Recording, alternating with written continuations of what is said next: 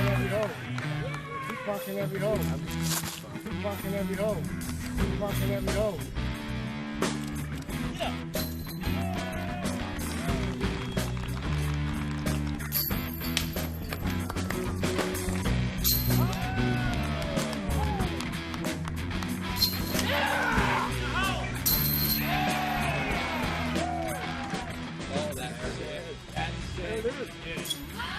Welcome to Disc Golf Live Video Magazine.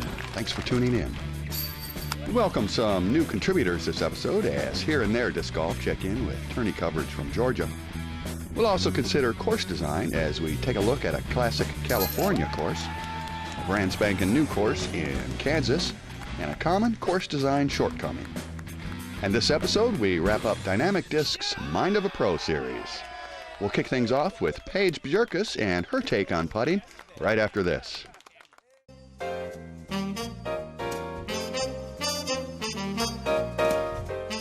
Production and distribution of Disc Golf Live is made possible through the generous support of our underwriters. Thanks for your support.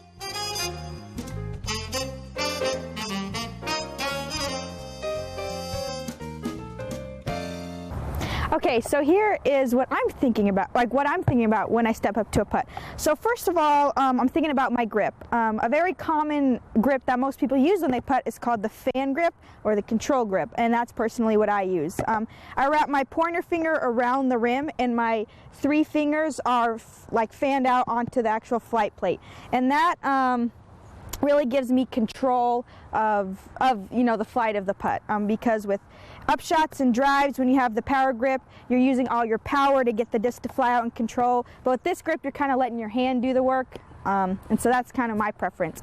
I putt with Judges, and they're pretty stable putters. That's personally what I like to choose because I'm kind of a mix. I kind of spin and push putt, so I really like the more stable putters. Judges also have beads, and that's just what's comfortable in my hand. So you're going to want putters that are going to feel really nice in your hand. And I also prefer the classic types of plastic because, again, that's just naturally what is comfortable in my hand and really what I like to putt with. So I'm going to come over here and talk to you about my stance. Okay, so when I'm stepping up to the basket, I have a lot of things in mind. First of all, I want my hips in line with the basket. If my hips are in line, that means my shoulder is going to stay in line and my arm's going to stay in line. It's going to be a nice, smooth, straight putt. And also, I'm thinking about my release point. If there's going to be wind, that might change a little bit, and that also might change how hard I putt. Usually if it's wind, like if there's a little bit of wind or a lot of bit of wind, I'm going to putt a little bit harder so that I have more control on the putter. And if it's a headwind, I'll release a little bit left because I know the wind's going to kind of push it right and go in the basket. And then tailwind, it probably will stay the same, maybe a little bit to the right, and I know it'll be pushed down and dropped into the basket. Anyway, so my hips are pointed front. My leading foot, which is my right foot, if you're left-handed, it'll be your left foot, is pointed straight towards the basket. Really, my back foot is just going to be what's comfortable. I don't particularly pay attention to where it's aiming. I'm just making sure that this front foot is aimed at the basket. All right, so I line up. I really like to do a couple of these motions to kind of like center my body and make sure like this is where I want to release and this is where I want to putt from. And then one thing that I do when I putt is I kind of rock back and then push forward to get the distance I need. I know some people kind of go down then up, or they rock back, like backwards to forwards. And so personally for me, I know that I rock from backwards to forward just to get that oomph and the momentum I need to get the distance on my putt. So I'm making sure I'm getting that rocking motion and that I'm about to, fire. And then so I'll line up and I'll another thing that I do, part of my putting style, is to aim it like this. So I make sure the top of my disc is at the link that I'm aiming at. And usually I just pick a link, again it depends on the wind, but if there's no wind I'll pick a link a little bit up in the upper middle part of it because one problem for me is that I tend to miss putts kind of low, and so like I really try to work on aiming a little bit higher so that I can make sure that I'm not hitting low and I'm hitting it where I need to be hitting it. So after I do that, I go down and I rock back, and then I push forward and I come from the center, because coming from the center means your arm's it's going to transfer. So it's coming from the center, and your arm's going to be center, and then your hand, and then your wrist. So it's really one fluid motion, and I'm making sure that, again, it's straight and I'm aiming straight. Then after I let go, I'm purposefully holding my follow through. Again, since I said I tend to miss low, something that I do in my follow through is I make sure to follow through really high, because I know that that means I'm getting the height and the power that I need. And especially because I'm kind of a mixed push and spin putt, it kind of tends to be nose down and it drops. That's for my particular putting style. So I make sure that my follow through is really high, and I want to hold it the entire way. That just, I mean, from my experience, if I don't follow through, I'm hitting short. So that just helps me make sure that I'm getting the distance and the height that I need. So again, I'm rocking back and forth, pushing straight through, and I'm following through high.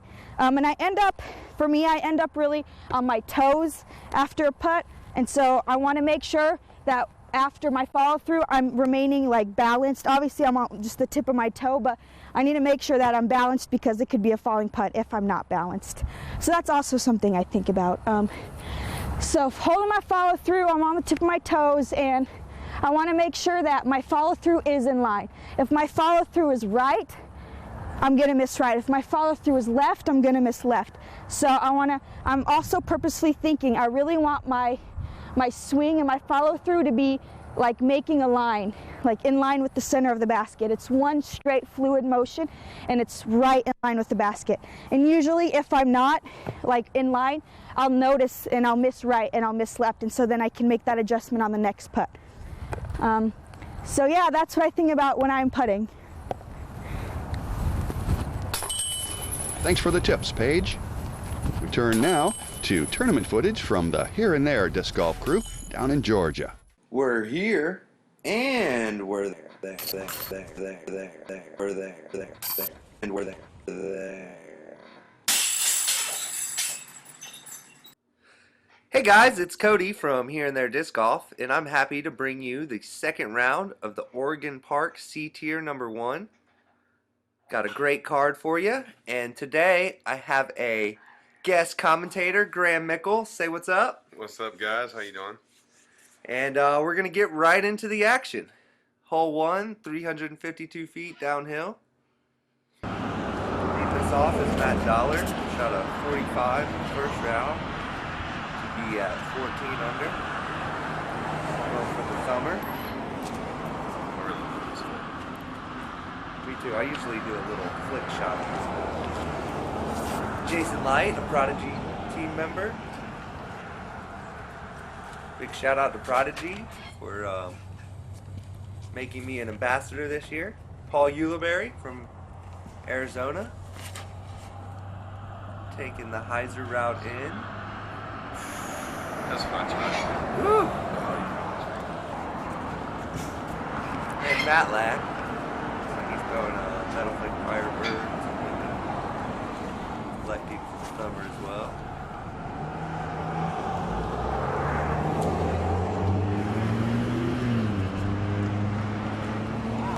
Yeah, he said he was muscling up to the camera. Colin Forehand, another member of Team Prodigy Disc.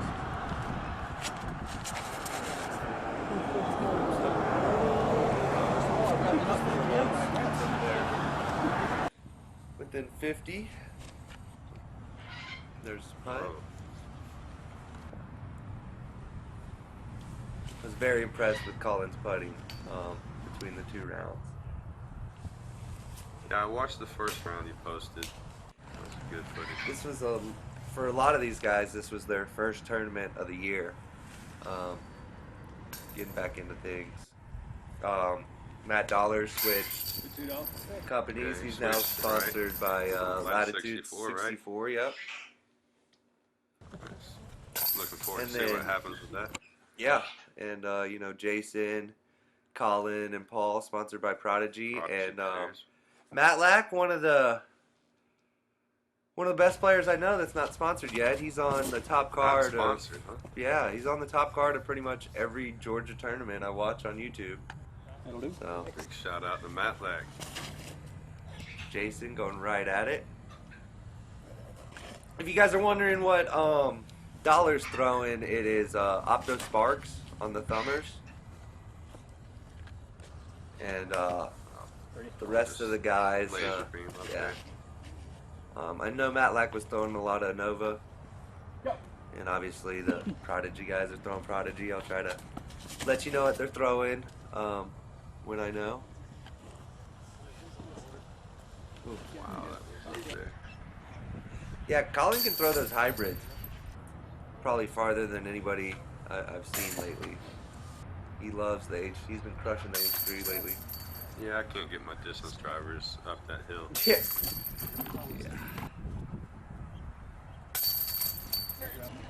And everybody finishing up here. Everybody took a birdie except for Paul. And then hole 3, 605 feet. It's a great disc golf hole. Yeah, the first few times I played this, it was just a monster to me. Yeah, it takes a lot of course management on this hole, or just 2 really good shots. Easier said than done. Yeah. Had very few 3s on this hole and a lot of 5s and 6s. Yeah, probably average bogey. I always get caught in that stuff. Right where Colin's heading. Looks like he got a kick out. Yeah, looks like he dropped down. He'll be okay. I'd like to Just take this. crushes Oh this. man, that's destroyed. I'd like to take this time to let y'all know about a few tournaments I got coming up. For the love of the basket, it's at Sequoia Park. Check out Disc Golf Scene for that one, as well as the Here and There Open in May. It's at Lula, and the Can't wait for that tournament. and the Independence Day Classic. It's gonna be the 2nd year we're doing that. Awesome. It'll be fun. We always do a Thanks, buddy.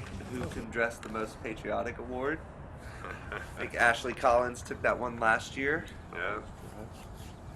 What you do with that? It's a lot of high socks, big bow tie, Right on, colorful right on. hair. It was red, white, and blue. Ashley's groovy. I enjoy her. And Dollar with the roll. Yeah, that was a tough roll. Yeah, roll all the way down the hill, and then pulls out the spark and throws That's the it. number up there. Sit down. Nice recovery. I don't know what Paul's throwing here, but it just gets a little high and hangs onto those branches up there. But yeah, that was his drive. Yeah, that was a Farther monster. than Longest drive I've ever seen on this course. yeah. There's Colin's third shot. I couldn't quite get the angle. And Jason's third shot. They got hung up in that bush over there. Nice putt by Matlack. Oh.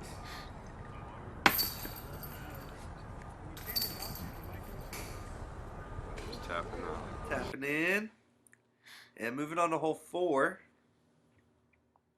In case you guys were wondering, Colin's putting with 300 PA2s.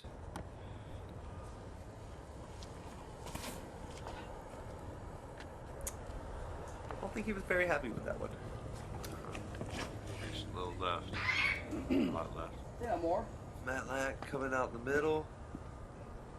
Heiser's out. Down there. Still open shot straight to the basket. Nice rip by Colin. As you guys can tell, I'm getting a little cold. Thanks to this wonderful rain we're having today. And whiny. Oh, God, look at Paul. Just Yeah, hugs that right just- side. Putting them out there so fast.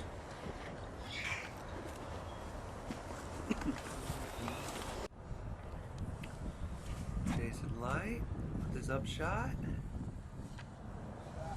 Good shot. A nice line. Oh! I can't believe he missed. Oh!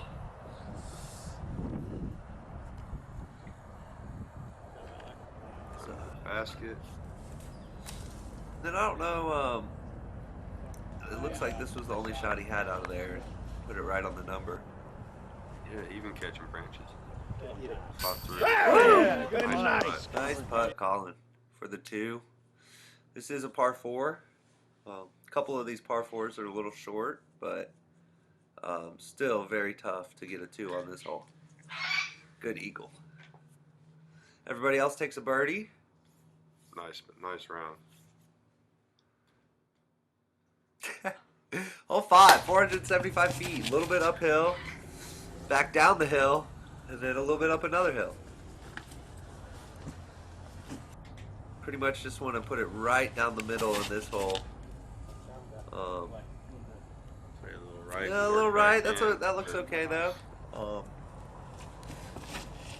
There's not very many lines once you get to the tree line. Matt Lag just turns it over a little bit. Paul crushing one, just hangs down that right side, doesn't hit anything, and then this is what I'm talking about. You just go right up the gut. That is a crush.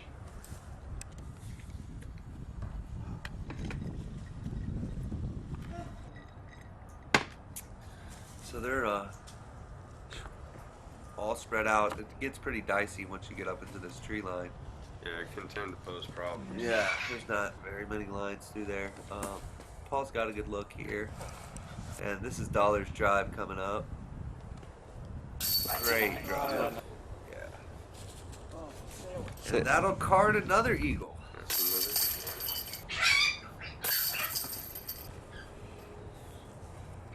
I was up there one time where Dollar was, and I made that putt.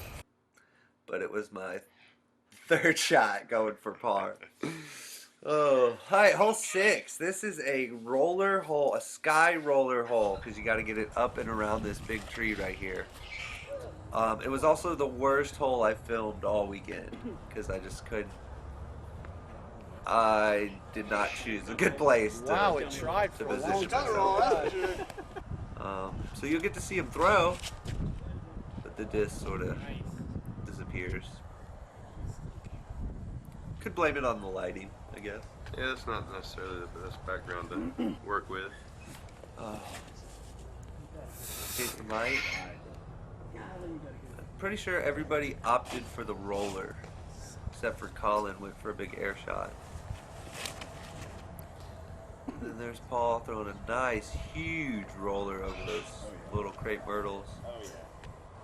And you can pick it up right there for a second, and then I try to readjust. Struggling. But Paul crushed that roller. That is a great roller. Fortunately, Matt Lack comes up a little short here. Didn't get around that tree and the sticks out there. Yeah, and everything it clips, it just drops it straight down.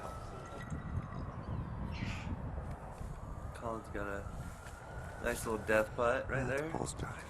And that's Paul's drive, which is 60, 80 feet past the basket on a roller.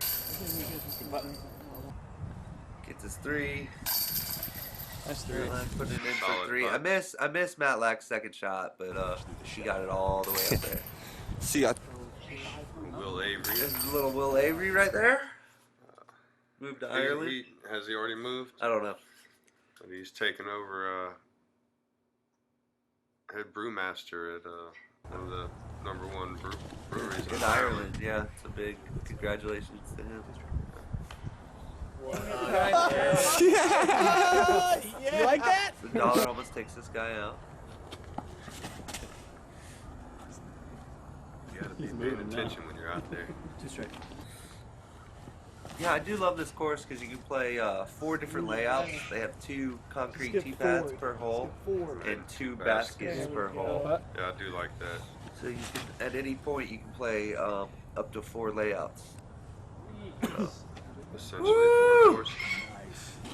Paul puts it Yeah, right that's beautiful down drive. there. Right Does down he not look like he's playing shortstop right now? Matt like a little low, but There you go. Go a little skip. gets a nice little worm burner down there.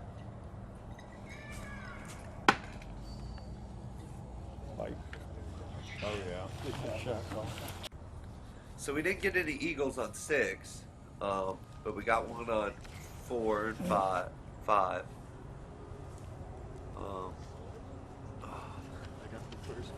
This hole's deceiving. You always think you're down there and you come up like right where Jason's at. Just a little short. Unless you're Paul. Unless you're Paul, which you crazily skipped down there. Great putt. For another eagle. We'll get back to this tournament later, but for now, here's a look at one of California's signature courses, courtesy of Spin TV. La Mirada, California, home to the historic La Mirada Disc Golf Course. Based in a residential community of Southern California, this championship-level course's natural beauty is obvious to the eye, and its nuanced layout is so well entrenched in the history of disc golf itself.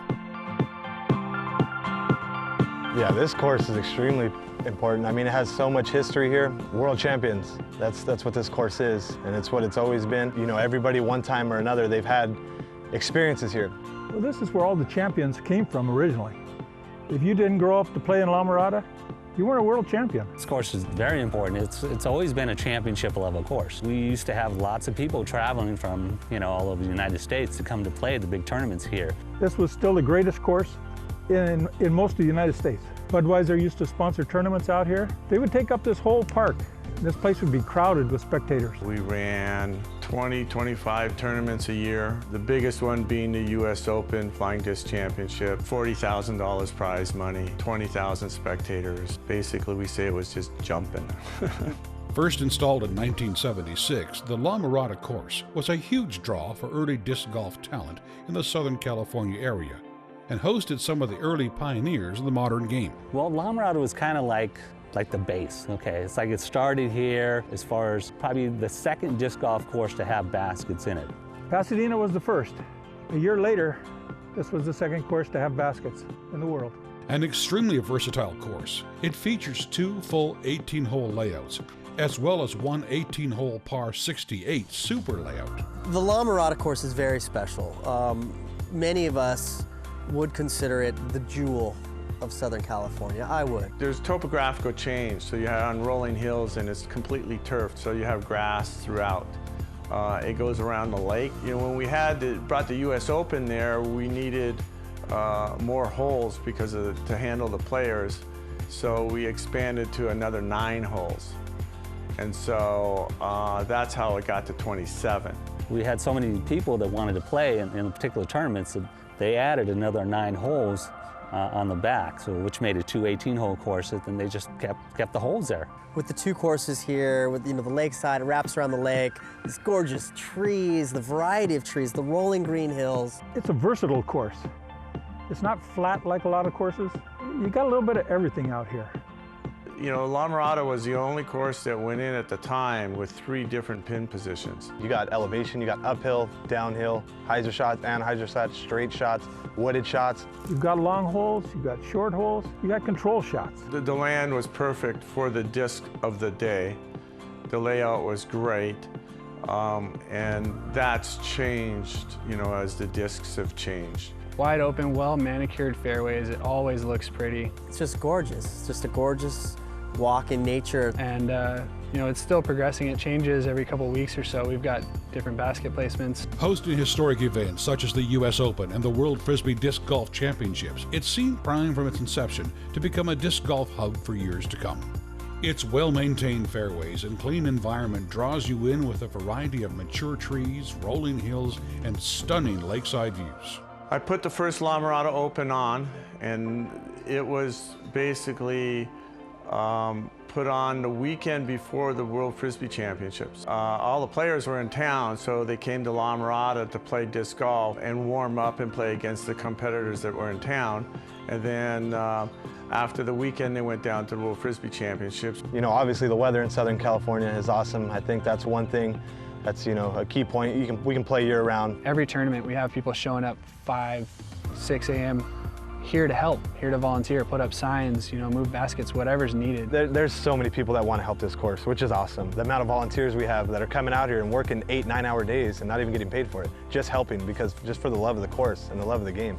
It's fitting that the first Disc Golf World Tour stop is in La Mirada, and the proud community surrounding it can't wait to show it off.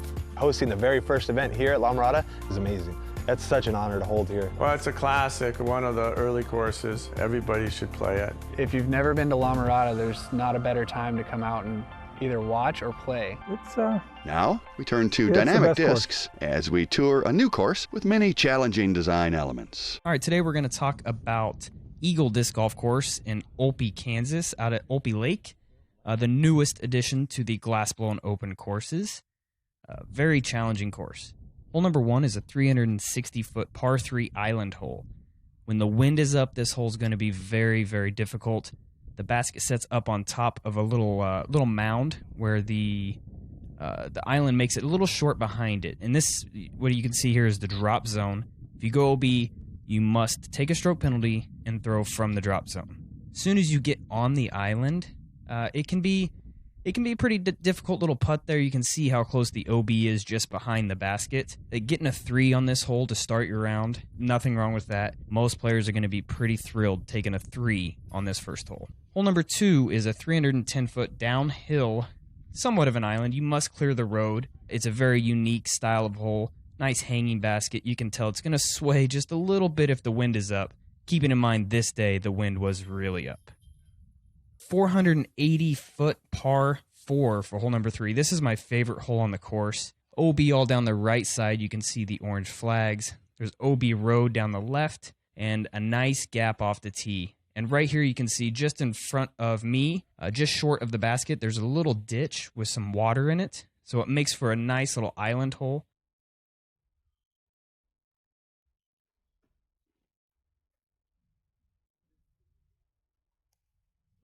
I just threw a trespass on a straight line, get up there, have a nice approach into the green for my birdie 3. Such a beautiful hole.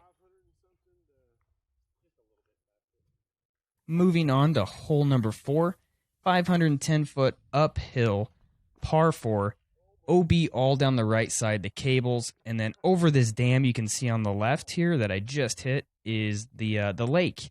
And all of this should be grass growing by the glass blown, and that's going to create a little bit more difficulty if you're on the side of that hill. But for the most part, what's really going to get you on this hole is how deceiving the approach is. Here I thought I was relatively close through the approach, and I ended up being quite a bit short, but ended up making my putt for the birdie 3, which is great. But just keeping in mind when you're playing this hole, the approach, the shot is a little further than you think. Hole number 5 is where the water really starts to come into play. It's a 330-foot par 3, and it sits out on this rock peninsula, and everything you see rock-wise is safe. A lot of people were concerned that their discs are going to get scraped up, but we've played a dozen rounds out here, so nothing has scraped up discs by any means. So it's a relatively easy shot unless the wind is really blowing. Should be a pretty easy birdie for you. Hole number 6, 550-foot par 4.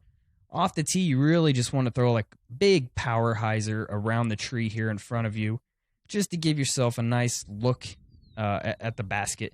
The OB line right behind it is relatively close, probably about 20 foot. There's a fence back there. But other than that, there's a little OB to the left, but nothing really of much concern. Relatively easy par 4.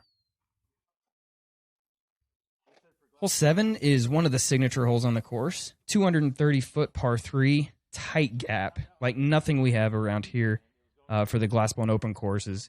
One of the better shots, if you've got a forehand, which I don't, which you're about to see, here is just straight down this gap I'm trying to hit, just to the right side of that tree. I almost hit the line, but I caught the tree and kicked left. But that shot right there, it leaves for a relatively easy approach for your 3. But if I would have just missed that tree on the hyzer line, it would have been skipping up toward the basket for a birdie. Pretty cool little backdrop here on the hole as well. All right, hole number 8 is a 740-foot par 4. Pretty difficult one. OB all down the right side. The tree you can see right in the middle of the fairway that I'm going to hit right there. It's a little memorial, and all of that is OB as well. And if you go in there, you go to a drop zone with a stroke penalty. OB all down the left side as well. There's OB behind the basket. Makes this hole really tight when you're throwing your approaches into the green. Difficult par par 4. If you get your 3 on this hole, you really feel like you've earned it. It's pretty difficult. The OB line behind it is relatively close to the basket, so you just want to keep that in mind when you're throwing your approaches into this green. Hole 9, 370 foot. It's a par 3.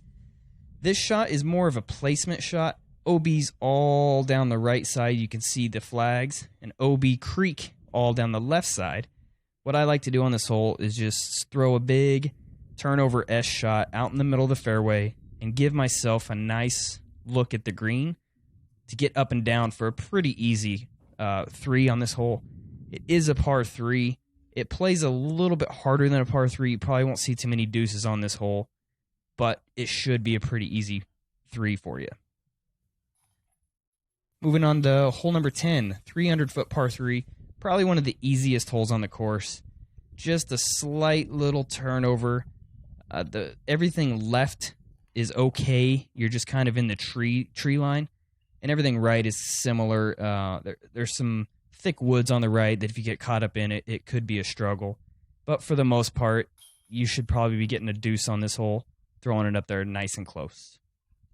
All right, hole number 11 is a 500-foot par 3. Coming out of the gap, you just want to throw something nice and straight. You don't have to get too much power off this tee because there is OB left. There's a really tight OB line down the right side, and the basket sits on a peninsula. So the shot is just throw something nice and easy, fairway driver, a big mid-range down the middle, and then throw your approach into this green, and should be pretty easy 3, assuming your tee shot is clean. Hole number 12 is another signature hole on the course. 800-foot par 5. Very challenging hole. Fence all down the right side is out of bounds. There's an OB line all down the left side as well. I'm just trying to throw something down to the middle of the fairway and then throw an approach up to the edge of the OB to have a look at the postage stamp size green. Very small green. If you miss OB going for the green, you go to the drop zone you can see just in front of me. This will be full of water at some point, maybe not by GBO, but at some point we'll see water down in this. And the fence line on the right side is also out of bounds, making a 4 on this hole pretty spectacular, especially if there's any kind of wind blowing for the GBO. Hole 13, 250 feet, par 3. This hole can be daunting at times. For me, I like to play the hole for an easy 3. You can go for the 2, but if you happen to go in the creek, you're going to be thrown from the drop zone, just like this player right here. And that doesn't make it a very easy hole. You can tell how close the OB is on the hole. It's, in my opinion, a bonus deuce. Hole 14, 730 feet, par 4. This one can be difficult as well. You've got a placement shot. You want to throw about 320 off the tee here. And then you've got a corner fence that runs down and back that's out of bounds. And you really need to rip on this and hang it out further right than you think. I didn't quite hang this shot out as far right as I wanted and was really flirting with the OB on the left side of the fairway. This par 4 is very difficult. It could almost be played as a par 5, but it is definitely 3-able if you got your power game on. Hole 15, 540-foot par 3. This tee shot can be daunting as well. You just want to hang it out over the right side of the fence you can see there that's OB, but not get too much skip to the left side to where you're in trouble from these trees you can see. In the approach, relatively easy approach, minus the OB on the left side. You can hang it out to the right a little bit more. This one, it was a very windy day, so the shots were a little bit more difficult than hopefully they will be for you at GBO. But this approach by Dixon made a great putt right there for his 4 on this very difficult hole. Hole 16, 610-foot par 4. Probably the tee shot is one of the most important shots on this. You really need to get it down the fairway about 300 feet and stay as far away from that OB line there on the right as you possibly can. And the OB is pretty close to it down the left side and long as well. Coming down the stretch, this is a hole you're probably going to want to get your 3 on moving into 17. 17 is 375-foot par 3. There's a nice Nice little road on the right side that's OB. You want to play it. Dixon had a really good shot here. Just want to be on the left side to give yourself an open look at your potential birdie putt. If you get anywhere close to those trees there on the right side, it makes for a very difficult low ceiling putt that is almost impossible to get it high enough to get in the basket. All right, hole number 18 is 310-foot par 3 island hole. Very challenging hole. I'm throwing an EMAC Truth. The basket sits somewhere in the middle of the green here on the rocks. You just want to play a nice little skip shot right up to the basket and hopefully get your 2 to finish your round. Baskets and fairways do not a course make. It takes careful planning too. Sometimes things go wrong. Here are some thoughts on that from another new contributor, Disc Golf Weekly. What's up, guys? Welcome back to Disc Golf Weekly. And this week I'm going to be doing a video of what I think is the biggest problem in course designs. So for the video, you guys don't have to watch it. It's just me playing probably the most average round of my life. Really wasn't playing all that well on a fairly easy course. But what I want to talk about with you guys is what, in my opinion, is the biggest flaw in course design. And that is going to be the rough on the sides of the fairways. I chose this course specifically for this topic because it's not the most challenging course. It's not the most beautiful looking course. But in the summer, it's completely unplayable. And that's because the rough is so rough. Like right now, you can see on hole 2, even now in the winter, when everything is dead, it's still very tall. It's probably elbow, sometimes shoulder height in some spots. And you'll see with where my drive lands, you almost can't see me where I'm putting. And that's maybe a 35, 40-foot putt from there. And now I don't want this to come across as me complaining about courses being too hard or something like that, because I love challenging courses. I would much rather play a course that's just going to beat me up and eat me alive instead of a course that's wide open and it's just 2, 2, 2, 2, 2, and you finish 15, 16 under. I would much rather play a course that's going to chew you up and spit you out, and you're going to finish 6 or 7 over par. But the problem with courses like this that I see, which for me, they're pretty common around where I live.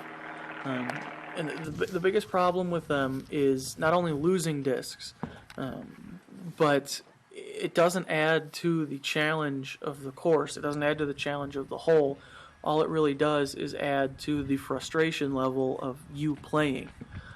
Where you throw and then you're gonna, if you don't land perfectly in the fairway, like this course that you're seeing right now, the fairways are maybe 20, 25 feet wide in some spots, in most spots. And now for someone like me who's been playing for a while, that's usually not too big of an issue. But for someone who's brand new, and that's kind of what this course at least was put here for, it's right in the middle of a neighborhood, and it was put there to help get new players into the game. And a course like this, people are going to come, they're going to play it once, and they're going to be frustrated because they showed up with 2 discs, they lost one somewhere on the course, and they were looking for their other disc, 10, 15 minutes at a time because the rough is so rough. Not only the fact that it's going to discourage new people from playing, or it's going to, new people are going to come, they're going to play a course like this once, and then they're not going to want to play it again, they're not going to have any fun doing it. I don't like the fact that, it, like I said before, it doesn't make the hole any more difficult. It just makes it more frustrating. If you want to add difficulty factor to a course, plant some trees, move the baskets around, elevate the basket, elevate the tee, something like that. But when you just narrow the fairways and then make the rough even rougher, or you just don't trim it at all like this, where, I'm 6 feet tall, and there's some spots where the rough is over my head.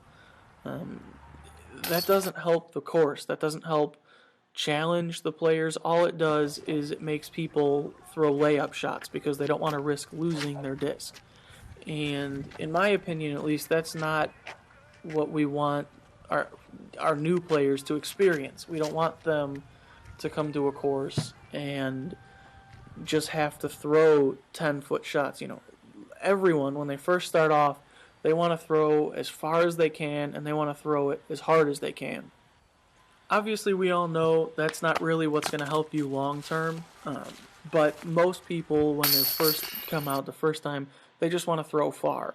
And a course like this, where you're not very accurate because you just started playing and you just want to throw it far, so you're going to be throwing stuff hard, you're just going to be losing discs left and right. And I know when I first started, I always played the easier courses because I didn't want to play something like this. I didn't want to lose discs. I only had one disc for, I think, like the first year or two that I was playing. I only had one disc, so if I lost that, I probably never would have played again because I wouldn't want to spend, you know, the extra $10, $15, $20 to get a new disc just so I could lose that one too. And now, like I said before, I'm all for challenging courses, but this isn't the way to do it. There's a course near me in Illinois. It's in Batavia, Illinois. It's called West Main Park, I think. And that course, in my opinion, could be one of the best in the state, or at least in the area. But like this course that you guys are seeing right now, the fairways are ridiculous. You know, you throw, you're going to be looking for 10 or 15 minutes minimum for your disc. But that course has the potential to be a very, very nice course. They just let the stuff grow, and they have really narrow fairways. And as a result of that, there's no one playing that course. That could easily be a course where they could charge, you know, $2 or $3 a round, and if they cleaned it up, people would still go. I know I would still go. But the way it is right now, people aren't even willing to go there when it's free. And that's a course that could be a top-level, best in the area, you know, course. And if there's a course like that, where people like myself or you guys that are watching this who have been playing for a while and you're pretty experienced and you know what you're doing, and you're not coming to that course when it's free, how can we expect our new players to want to come to a course like this where it's just as bad, where the holes are, you know, the rough is just ridiculously hard to find your disc in. This course that I'm playing on in the video, for example, more than half of the holes are blind shots, so you don't even know where the basket is, which is a whole nother story for a whole nother video. But that's really my thoughts on the topic. I'd love to hear your guys' thoughts. What do you think? Are you for having the really narrow fairways with the rough, the extra rough on the side like that? Or are you like me, where you think, you know, if you want to make it difficult, plant trees, plant bushes, stuff like that, but make it fair to the player? Thank you all for watching. Go get out and throw. Putting practice is the most important thing you can do as a disc golfer. So now, let me tell you what I do. My grip is a pretty traditional grip. Some people will have all 4 fingers on the bottom side. I like to have 1 finger on the rim. That helps me with control. I know that's an area of contention for some people, but for me that helps give me control, and my other 3 fingers are fanned out. Now, there is a big discussion about whether you should be a spin putter versus a push putter. Here's the thing, you should be a practice putter. Whatever style you pick, if you practice it a lot, it's going to work. That's the thing, you have to practice, you have to practice. But with that being said, spin putting is obviously better, and let me tell you why. For me, what spin putting allows me to do is I can keep the exact same form, and that putt would be good from about 15 feet on up to 30, 35 feet, and I won't really have to change anything. Whereas if I was coming at it at an angle, about every couple of feet worth of distance in my putt, I'm going to have to change the angle of my throw. But with a spin putt, I'm going in a straight line, and it's just a matter of how far the basket is away as to where I'm going to hit it. So for me, that's what I like to do, because it's something that I can easily repeat, and it gives me a chance to be more successful. So let's step over here, and I'll kind of walk you through the ins and the outs of my putt. So I'm going to have a staggered stance with my leading foot, so the foot of the hand that I'm putting with, my right foot, is going to be forward, and my body is going to be on a line with the basket. That's very important, because it's going to allow me to do everything that I need to do in the direction that I need to go. Because remember, even if you're just a couple of degrees off, for every as the putt gets longer and longer, those little degrees are going to make a huge difference. So I want to keep this as consistent as I can.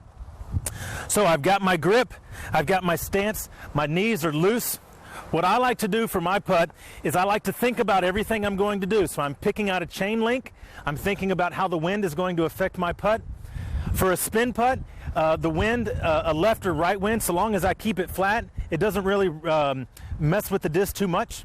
However, with a spin putt, a headwind or a tailwind is going to really affect the putt. So if it's a headwind, I want to aim low, knowing that the wind is going to lift the disc. If it's a tailwind, I want to aim high, knowing that the wind is going to drop the disc. But other than that, I'm trying to stay about the middle of the basket as far as up and down, and I like to aim about 1 or 2 links to the right for me personally, because that way, if the disc starts slowing down and begins to hyzer, all that does is bring me to the middle of the basket. Now, right before I putt, I get everything ready. What I like to do is I actually squat down just a little bit, because I tend to find that when I'm not thinking about my putt, when I'm not in a good rhythm, I tend to leave it short.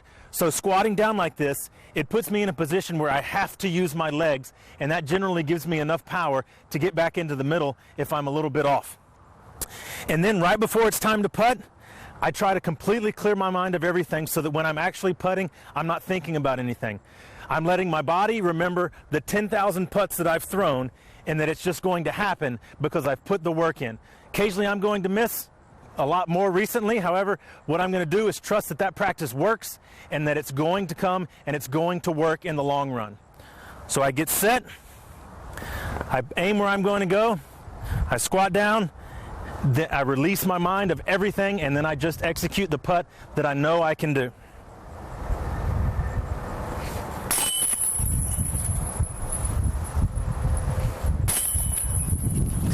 And that's what works for me.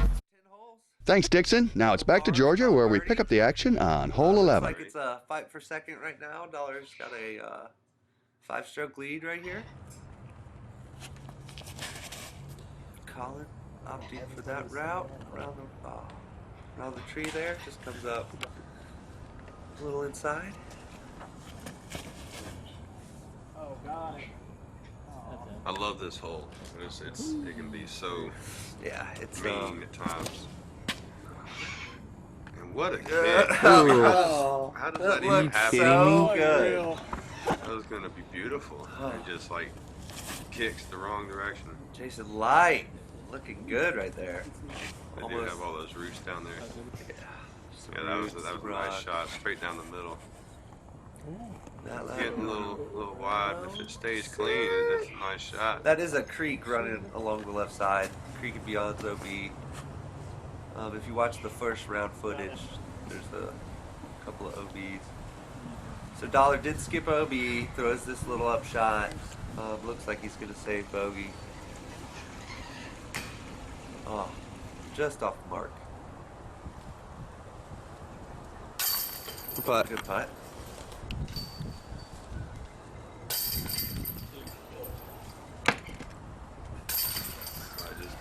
Just tapping it in. Great card too, man. Both rounds, I had a lot of fun hanging out with these guys. Yeah, I really wish I could have made it. Don't get too.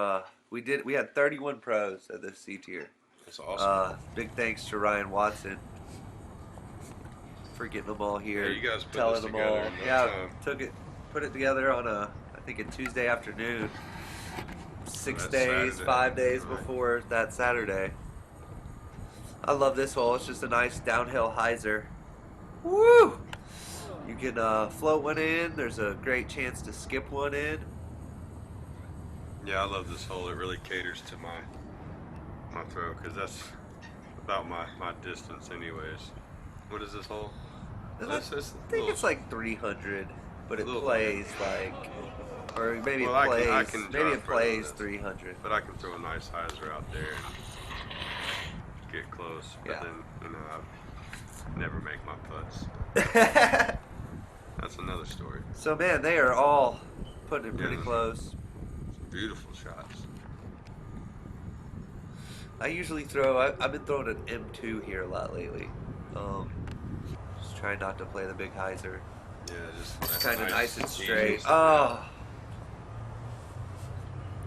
Oh, Yeah, I just picked up a beautiful M2 from here and there. from here and there, disc golf. Nice. What good people over there. Some really cool discs. Check them out.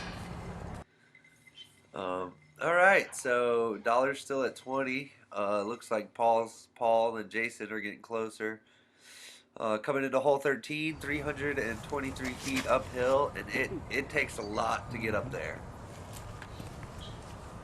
Unless you Yeah, call. I was gonna say, you guys can get them up there. I can't. Bang it. I usually leave myself about 60 foot. And you can go right around the trees or left. They're both pretty legitimate lines. Pretty open hole.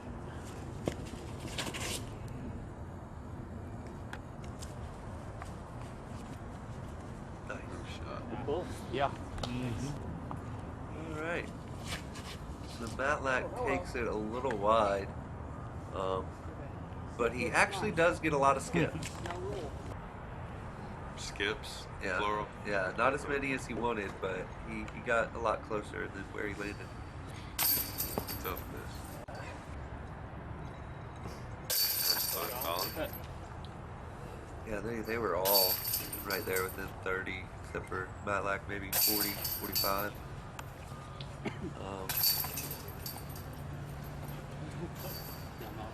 Good round so far. I think we 5 down, couple of 5 down, 4 downs, 5, 6 downs after 9 holes. Putting birdies together. So this is a pretty long hole too. It is downhill. But there's a little hyzer route around the trees that way. Oh. Or you like that. Or you go straight at it. You gotta really have some thought to get straight at it. Oh man, the trees just skip so big down there. Unforgiving. Yeah, there is a big look like ball slip there a little bit. Yeah, he knows when he released it. Turn over. That's a nice looking Yeah, that's a little high. But yeah, that's what I'm talking about. You gotta need a lot to get there. Whew. Almost skips it in. Nice putt. Nice. Dog. That is a good one.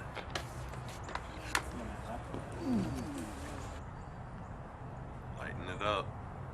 There we go. First putt of the day. Well, they just came out with this brand new Defender? For dollars? I see what you did there. I see what you did there. Unfortunately, Colin did not throw any forehands this round. Well, but yeah, a bunch of cool cats in this group. It was a lot of fun. yeah, they made this hole look so easy. I know. I actually really enjoy this hole because I figured out one time if I just throw it right at that stump, it ends up pretty good. You know, mid-range, nice putter, fairway driver, yeah. Dollar stuck through with the thumber. Tried that line a few times because I like to throw a lot of thumbers. Matlack, beautiful line up there. Not very good. What's it? This hole.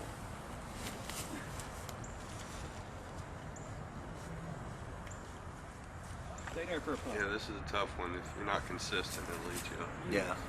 Gotta hit that first 30, 40 feet.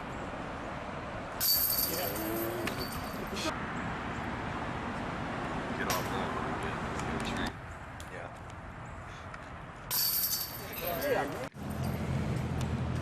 Still haven't. This next hole is another nice hyzer. Yeah, this next hole is pretty. It's a pretty nice way to finish the day, going 16-17, because it's 2 great birdie opportunities. I think it's 260 something. 260, 280.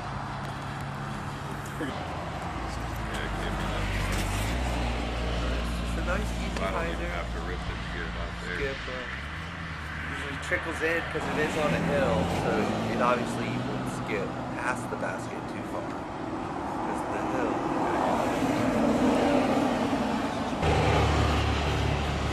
Or short. They tend to skip a lot if they're short. But yeah.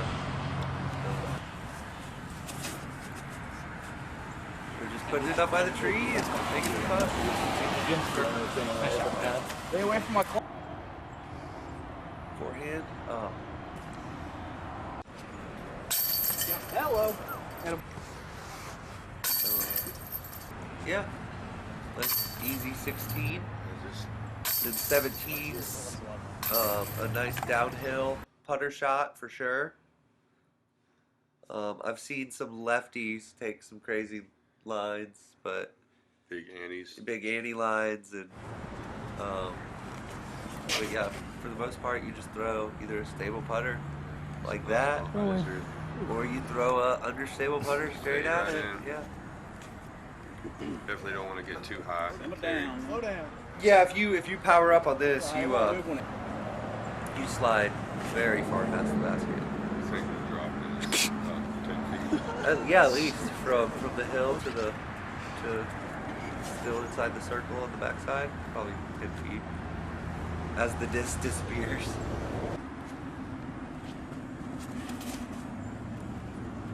What about throwing it upside down fire balls? Oh man. So yeah, this is another. They set you up with these two easier holes, and then you go to 18 to finish off the round. That's a big uphill shot. Yeah, big uphill shot going up. You got it. You don't have to have a huge arm. Just a yeah, I think Colin Will you pick up that CTP, Colin? Put it up there. I don't know what he threw the second round. It looked like a H3 or H5. But yeah, guys, as we come into 18, I'd like to give a huge thanks to everybody involved. Cobb County Disc Golf, Craig Dickerson for coming out and helping, Ryan Watson, my co-tournament director, for working hard, setting this up with me. I love both Craig and Ryan. Great guys. I'd like to thank just everybody else who was there, who showed up, all the pros for driving down. Had a huge turnout, couldn't believe it.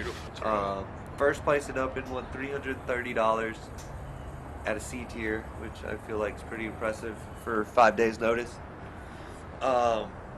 Besides that, guys, check out Disc Golf Scene. I got all my Georgia tournaments posted. And thanks for watching. Let you finish this last little bit of 18 in silence. And I'll see you at the very end. See you guys later.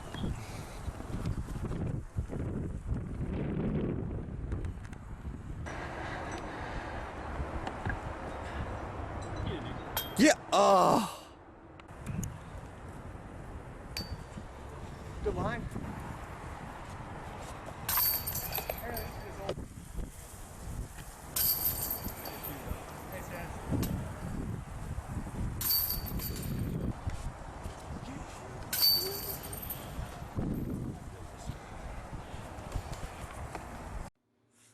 Hey guys, again, huge thanks for watching. Check out my Instagram here.